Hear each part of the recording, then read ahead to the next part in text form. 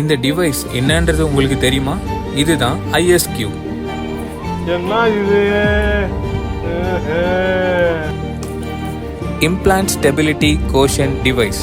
இந்த டிவைஸை யூஸ் பண்ணி dental இம்ப்ளான்ட்டோட ஸ்டெபிலிட்டியை assess பண்ண முடியும். இதில் மொத்தமாக 2 பார்ட்ஸ், ஒரு ப்ரோப், அதுக்கப்புறமா அசஸிங் டிவைஸ். இது ஒர்க் ஆகிற பிரின்சிபல் பார்த்தீங்கன்னா ரெசனன்ஸ் ஃப்ரீக்வன்சி அனலைசிஸ். இந்த ப்ரோப்லேருந்து ஒரு லோ ஃப்ரீக்வன்சி வைப்ரேஷன்ஸ் எமிட் ஆகும்.